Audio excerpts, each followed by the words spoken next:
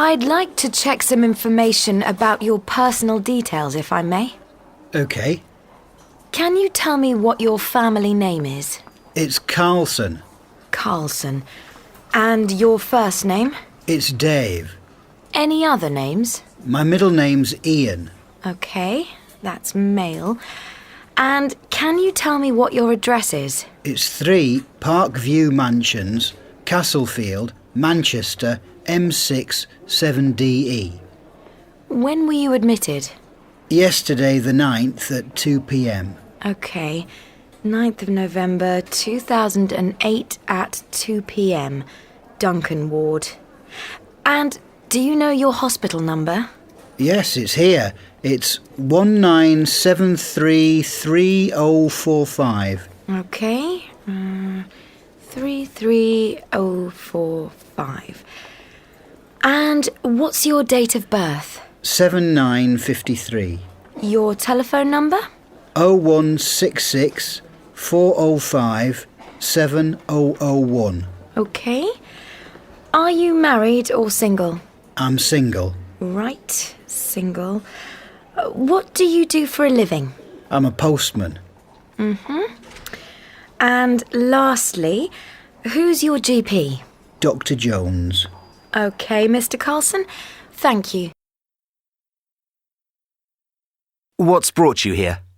My wrist is throbbing since I fell in the street. Can you tell me what seems to be bothering you?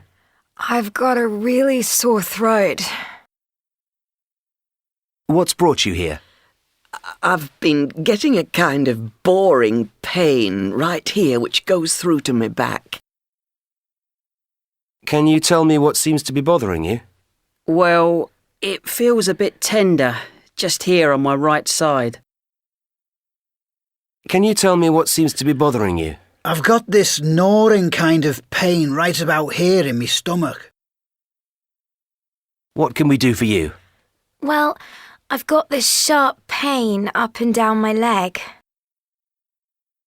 What can we do for you? I feel as if there's a tight band squeezing all the way around my head. What's brought you here? I've got this crushing pain right here in my chest. Good morning, Mr. Wood. I'm Dr. Martin, one of the doctors in A&E. What's brought you here today? I've got this chest pain. And you seem to be having some trouble catching your breath. Yes. Would you like me to give you some painkillers before we go on? Yes, please. OK, we'll get some for you. And I'll be as brief as I can. Thank you, Doctor. Can you show me exactly where the pain is? I've been getting it right here, in the centre of my chest. Right, I see. And how long have you had it? For the past hour. The past hour. And is the pain constant? Yes. At the moment, it's there all the time. And does it go anywhere else? At the moment, it's just here in the centre of my chest. But it was in my left shoulder before. Can you describe the pain for me? It's all over here. It's not a sharp pain. It's like a tightness, as if someone's squeezing my chest. And when did the pain start first? It came on first when I was bending over in the garden about 2 weeks ago. It's OK. Take your time. And then I got this dull pain and I had shortness of breath. So it started with you bending over in the garden, and the shortness of breath started at the same time? Yes. Have you had this pain before? Not the pain in the chest, no. I had a pain in my left shoulder and arm when I was walking to work one morning about a month ago. OK. I see from the notes that you're a bus driver. Yes, that's right. Not the best of jobs to be starting at 5 on a frosty morning. No, definitely not. Did you do anything about the pain? I thought it was a touch of arthritis. There'd been a heavy frost and I'd just rubbed some liniment into it. How long did it last? Off and on for about a week. And then I didn't think any more of it. OK. And have you felt sick at all? Yes. And have you been sick at all? No. I haven't brought anything up. OK. I'd like to ask you some questions.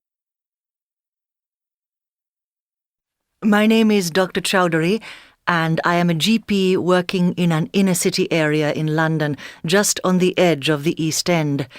I started work as a GP in this area over 20 years ago. In recent years, many developments, both technological and social, have occurred, affecting the practice enormously. I enjoyed my work here a lot at the beginning, and I still do now. But there are many problems in an area like this, which you would not find in rural communities in this country or in my home country, India. The crime rates are high, which affects the morale of the patients we serve and ultimately the morale of the GP practice.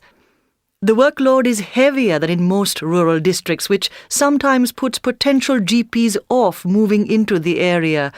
However, I have always found the job very rewarding. Another feature of an inner-city GP practice is that patients move around a lot. As regards compensation for working in deprived areas in the inner city, sometimes GPs receive extra payment. Good morning, Mr. Bloomfield.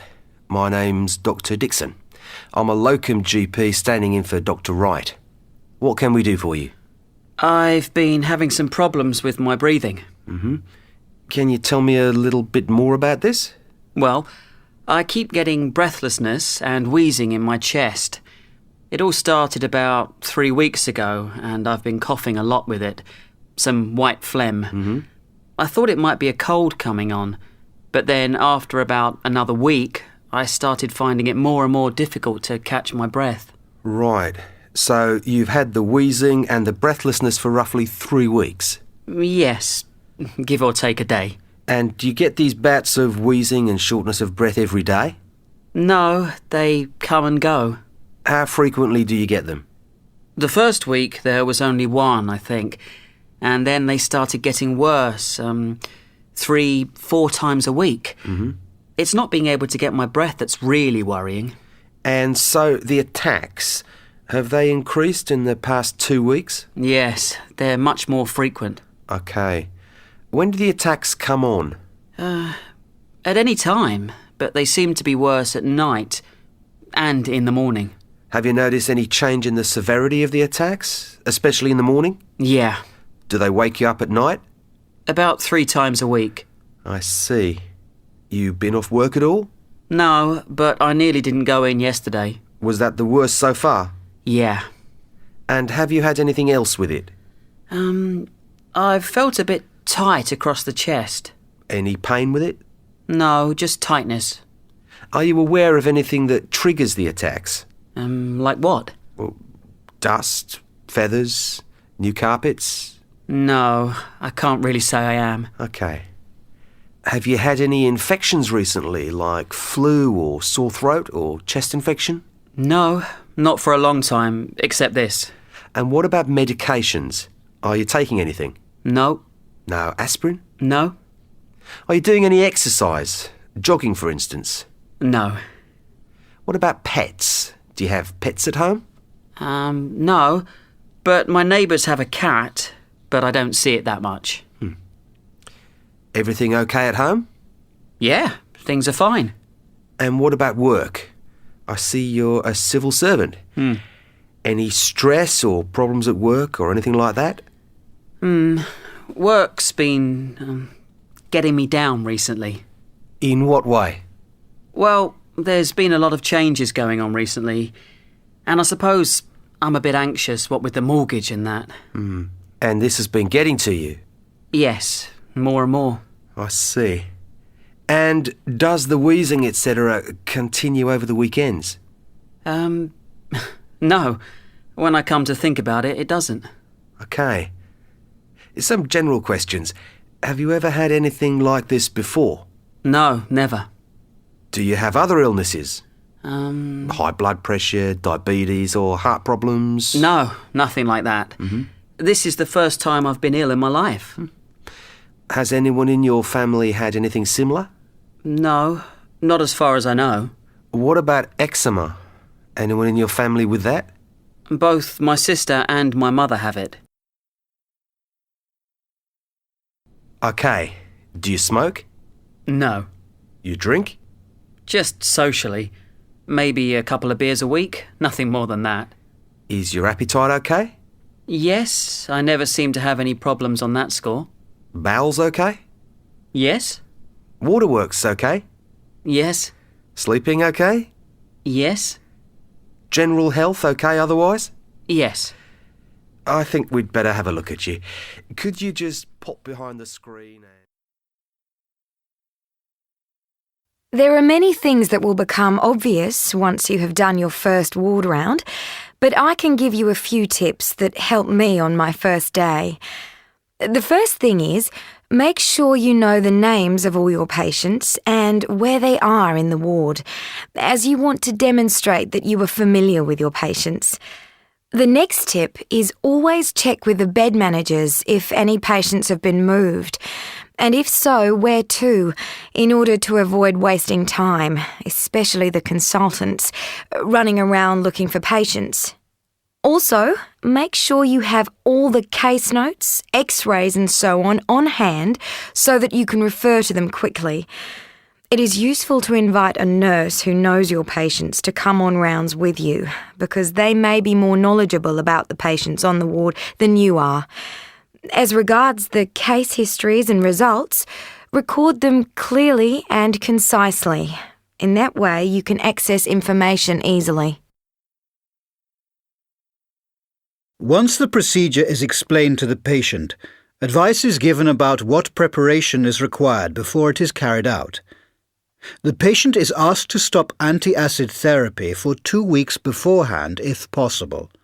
For eating and drinking, the patient is advised to take nil by mouth for 8 hours before the procedure is done, but note that water up to 4 hours pre-op may be okay. As regards driving, the patient is advised not to drive if sedation is involved in the procedure. A leaflet about the procedure is always given to the patient, and follow-up is also... I need to explain the procedure to you and get you to sign the consent form. Okay. So we're going to do something called a gastroscopy. Do you know what that is? No, I don't know. Well, what we're going to do is have a look at your gullet and your stomach to see what's going on there. Okay. It's a routine procedure.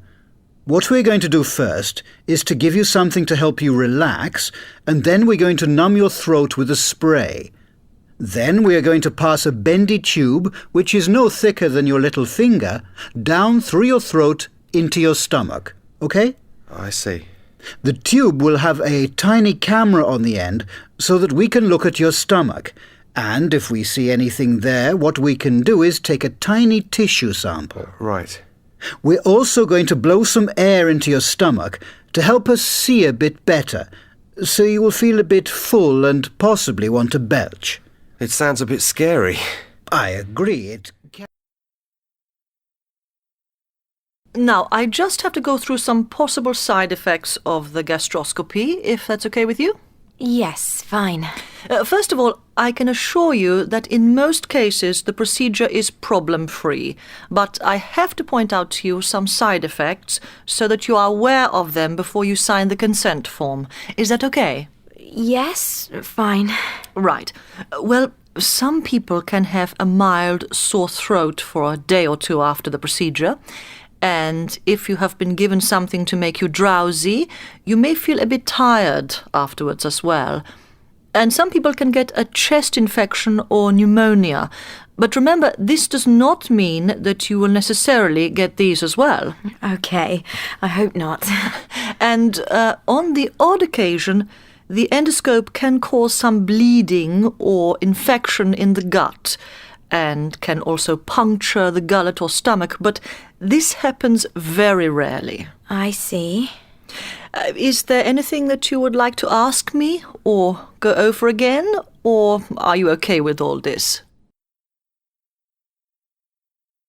Let's see now. Mrs. T. Hawthorne, date of birth 4th February 1963, hospital number 1834572Z.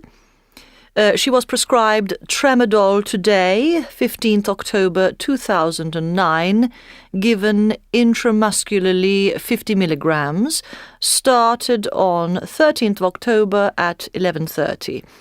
All okay. Maximum frequency every 4 hours, maximum dose 600 milligrams. Okay. To be administered as required, intramuscularly and given by Senior Nurse Bond. Good afternoon, Mr. Johnson. My name is Dr. Howard. How are you today? I'm fine, Doctor. That's good. Well, I've got some good news for you. You've made very good progress and we're going to let you go home. Really? Yes. But before you go, there's just one or two things to do. I can see you're very pleased about going home. Well, I am. Well, we won't keep you long then. First, I'd just like to have a brief chat with you about your medication. Okay. We're going to give you lots of tablets to take with you and make you rattle a bit. Okay. I thought that might happen. Right. Now, if at any time you want to stop me and ask questions, feel free to do so. There's a lot of information to take in at one time. Yeah, fine. The first tablet, which I'm sure you're familiar with, is this little white one, aspirin. Yeah. We're going to give you a very small dose of 75 milligrams. It's a much smaller dose than you'd normally buy over the counter. You take it by mouth once a day after a meal from now on. Okay. Why do I need to take it? The aspirin will help you a lot as it thins the blood and so helps to prevent further attacks. Okay. That's good. Now, as with everything we take, there are some possible side effects. Mm-hmm. And I emphasise the word possible, as you may not get any of them. But I just have to point them out so that you're aware of them and can do something about it if anything happens. Okay.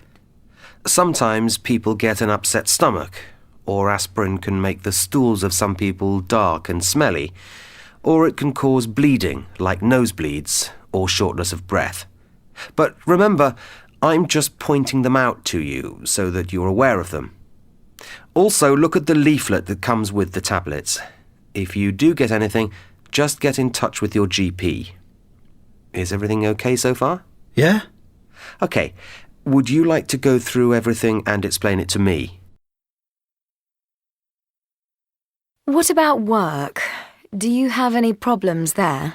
At the moment, yes. It's a bit stressful. And can you tell me a bit more about this? Well, I'd say it started about 2 months back. A colleague resigned and he wasn't replaced. So I'm kind of doing 2 jobs at the moment. Are your parents still alive and well? My mother is, but my father died 3 years ago. Do you know what the cause of death was? It was lung cancer. Do you smoke at all? Yes. How many do you smoke normally? I'd say about 20. When did you start smoking? I had my first cigarette when I was, 15. 15. Okay, and have you ever stopped? Yes, many times. When was the last time? I quit last year, but it only lasted a month. It isn't easy to lose weight, as there are so many ways to do it that people find it difficult to choose from them. And there are so many temptations as well. Have you tried to diet before? Yes, but none of them worked. What did you do? I've tried various diets like the Atkins diet, and I've bought various commercial diets, but I found I couldn't stick to them. What do you think the problem is? I tend to snack a lot during the day with crisps and fizzy drinks and biscuits and sweets. I'm sitting around a lot at work and I've tried to cut out all these things, but it's impossible. It's difficult to break habits like this, but there are ways around it. Rather than cutting out everything suddenly, it's perhaps better to do it gradually. You could have diet cola instead of the normal cola, or better still, fresh fruit juice, low-fat crisps, and introduce some fruit. The danger is trying to do everything at one time and then giving up. Then, when you get used to it, you can make more changes. Maybe I could give it a go. What about exercise? Well, I spend most of my day at a desk. When I was younger, I used to swim and I did some yoga, but not anymore. We've all been a bit more active in the past. Have you thought of taking up swimming again? Yes, but it's time. After work, I'm too tired to do anything, and it's difficult to cut down eating, as it makes me irritable. This brings me to an aspect of the training and job application process in New Zealand, which I initially found alien to my cultural background. Talking about oneself, especially about strengths and weaknesses. A weakness I used to have was over-empathizing with the parents and becoming upset when something went wrong with one of the children. In the recent interview for my present post, I related a case where a child almost didn't recover from an attack of meningitis, and I became very upset, even in the presence of the mother. I mentioned how I recorded both the good and bad experiences as part of my daily reflection, and how I talked to colleagues afterwards and soon realized that they had faced the same problems. I now see recording and analyzing my weaknesses in a more positive light, as a means for self-education and advancement. Mrs. Allen, from our examination and from what you've told me, it doesn't really look like meningitis. But what he has got is a barking cough and a touch of fever. I think he's actually got croup. Now, you said he's had this once this year, in the spring. Yes, around March, I think, and I went to my GP then. What did he say it was then? The same as you, I think. Did you use steam the last time? A little. Well, if you use steam, it'll help to ease the cough. So you don't think it's meningitis? No. If it were, I'd expect him to be very unwell. He probably wouldn't be able to run around the way he is. He'd maybe be a bit more listless. And he'd maybe have a rash and shy away from the light. I've seen on one of the posters that difficulty moving his head is related to meningitis. Ah, yes, it is. But Mrs. Allen, if he had neck stiffness, he wouldn't be able to move about the way he is. I was just scared it might be something serious. That's what every mother might feel in the circumstances, and you're very right to be cautious. Thank you, Doctor. Keep an eye on him, and don't hesitate to contact your GP immediately or come and see us if there are any changes, or if he starts crying in an odd way. Okay, thanks. I feel a bit more relaxed about it. Is there anything else you'd like to ask? In the end, I felt I handled the situation better than at the beginning. At first, I got the child's name wrong. I was very nervous and unsure of myself, as I didn't have time to look at the notes made by the nurse or talk to her. This is just down to bad organisation. I felt the parents didn't like this, and it made them a bit edgy. But I recovered myself very quickly, and as I became more confident in what I was doing, the parents became relaxed, and the child became less agitated. I was very pleased, because they thanked me for being sensitive and being gentle with the child. I could see they appreciated the fact that I made an effort to make them feel comfortable. While overall everything went well, I learnt quite a lot from this experience. I should be more patient and prepare myself before talking to a patient. If I was short of time again, I would speak to the nurse first and get the basic details right. It is, in the end, all about teamwork and respecting the contribution of colleagues. I've been getting this pain just here. Tell me a little bit about it. It seems to come on just after I've eaten, usually fried food or something. It starts here, near my belly button, and bores right through to my back. I've been getting it off and on over the past month or so. I've got this runny nose. Can you tell me some more about this? I've had it for the past couple of months and I've taken everything there is from the chemist and nothing seems to work. Cold, allergy tablets. I've had no other symptoms at all and I don't think it's a cold. What about at home? Everything there's just as bad. I have to look after 2 teenage boys as well as doing a full day's work. They're a real handful. I have to do the cooking, washing, ironing, everything, and get them off to school. There's no end to it. You have a dry cough. Can you tell me about it? I've had it for about the last 10 days or so, and nothing I take seems to relieve it. I thought it might be the smoking. I used to smoke several years ago, but then I started up again in the past few months. I understand you've got a bad headache. Yes, Doctor, I have. Can you describe it for me? But it's really bad. I always get them here, around my left eye. This one started about 2 days ago, and I was just passing the hospital and I thought I'd just come in. Mr. Jones had the appearance of self-neglect. He did not appear to be paying attention to what was being said. He looked as if he had withdrawn completely from his surroundings and was preoccupied with his own thoughts, with no eye contact whatsoever. He sat hugging himself during the interview. He did not interact much with the nurse, nor look at anyone else.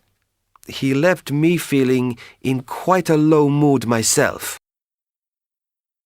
Although Miss Rigby is in her late 40s, she wears really bright clothes, which are suitable for someone much younger. When she was admitted, she was in a highly elevated mood, hyperactive, and was awake all night. Her thoughts are all over the place. She did not appear to be aware of anything abnormal in her behaviour. Mr. Dixon was well dressed, but looked very worried and anxious. He sat on the edge of the chair, was quite agitated, and couldn't sit still. He was fidgeting all the time and had very poor concentration, though he looked at me when he spoke and was spoken to. I felt safe with him, but a bit nervous after the interview. The situation looks rather serious, I'm afraid. It's bad then. Yes, I'm sorry to say it's as we had feared. It's not what I wanted to hear, but I suppose I knew it all along. It's difficult to come to terms with it, but I just have to accept it. Would you like me to get you anything? A cup of tea? I'd rather have some water. The results of the test have come back. Would you like to have someone with you at the moment? No, not really. I'd rather you gave me the results on my own. I'm afraid the news is not as good as we had hoped. It shows that the lump has got some harmful cells. I just can't believe this is happening to me. It's just not possible. There must be a mistake. It's not easy to come to terms with this, but I'm afraid the results are correct. How are you today? A bit anxious about the results, but otherwise okay. The results, I'm sorry to say, are not good. It's as we feared. I'm completely devastated. What am I going to do? Who's going to look after the children? It's very upsetting. Would you like us to stop for a moment? Or can I get you anything? I'd like to be on my own for a little while, if that's okay. I asked one of the nurses to be present, as it was my first time doing this, and I thought I would be nervous. but my concern for the patient's wife was greater than my own fears. When I saw Mrs. Mann, she was sitting in the corridor, and I asked if we could go into a side room. I think she could tell from my manner that the news was not good. I introduced myself, and she immediately asked if the news was bad. I had prepared what I was going to say, and her question threw me off balance. I managed to compose myself and say that it was, and I was sorry to say that we had not been able to resuscitate her husband on the operating table, and that he had passed away. She started to cry. I waited a few seconds and asked her if she wanted to be alone or stop for a while. I also asked if she wanted Sister Jones or me to get something for her. I gave her a tissue. She asked if he had been in pain, but I said that he was pain-free when he died. He did not regain consciousness. I asked if there were any relatives she would like us to contact, or if she'd prefer to do so herself. She said she would like us to do it, and asked if she could see the body. I told her it wasn't easy to come to terms with this, and again that I was very sorry. She was very dignified, and I felt quite upset by the experience.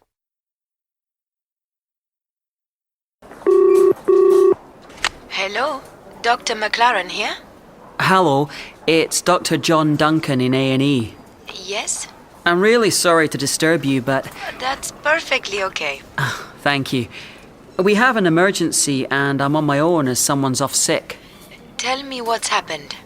A 25-year-old patient, Mrs. Trench, has just come in with abdominal pain. She has had some vaginal bleeding and pain on passing water and defecation. There has also been some shoulder tip pain. Okay. Anything else? She's a bit faint and feeling nauseous with tenderness in the right iliac fossa. On examination, there was extreme guarding on touching the cervix. Have you been able to take any more of the history? Not really. She's in too much pain, and her husband is very anxious. He thinks she's pregnant. Could you possibly come and see her? Okay, I'm on my way. Oh, many thanks.